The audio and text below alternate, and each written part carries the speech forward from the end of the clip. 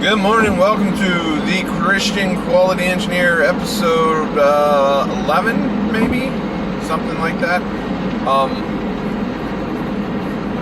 Today I was listening to Dr. James White on the Dividing Line, and he was talking, it's an old episode, I'm very behind on my podcast, but anyways, he was talking about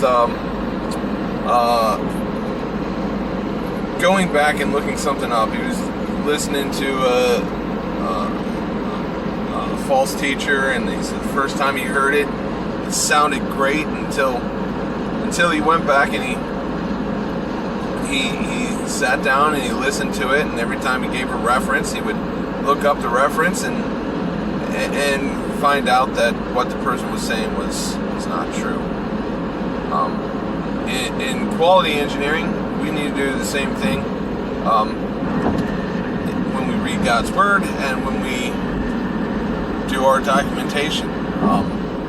I've run into so many times, so many mistakes where what people are asking for isn't what the blueprint's asking for, or the spec that the person remembers isn't quite what the spec is after all. One classic example, we had a part that we would gauge, and it was always out of spec, always out of spec. Couldn't figure out why. Turns out after doing some research, there was an engineering change that was done to it that widened the gap from sheet metal to the part, and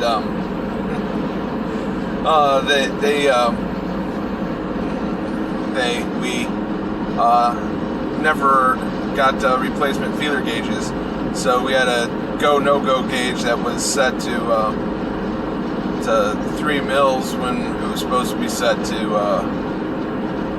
4 mils, and we kept kicking it out because the gap was too big.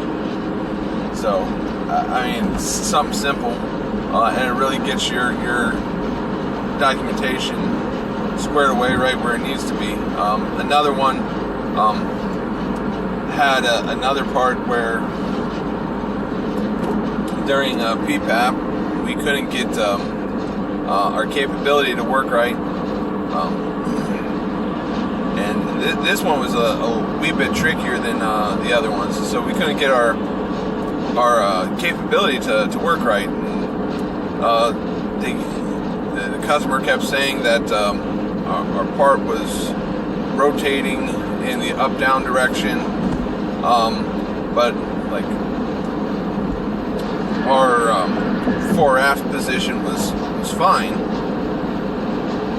and we're looking at the gauge and we're looking at the spec, and we're like, man, what's going on?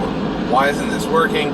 And then it dawned on me, they keep talking about the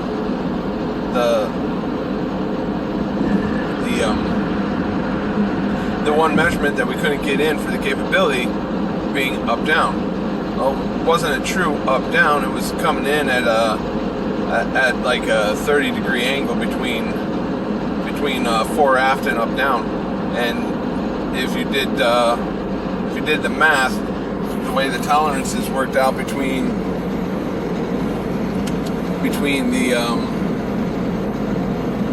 was that what we were allowed fore aft and what we were allowed for that gap,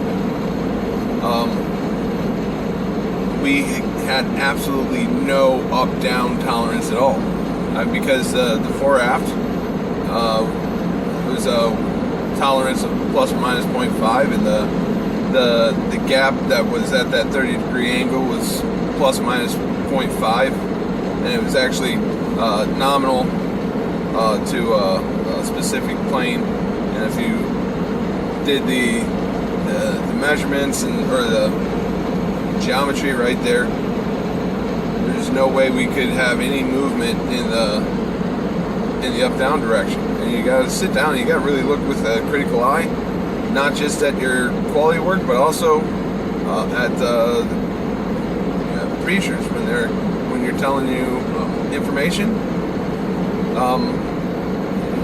Test things. Don't take people's words for it. Really look into it. Dive hard. And in the Bible and in quality, you can be greatly rewarded when you sit down and you try to understand things in depth. So, I believe that's what I have for today.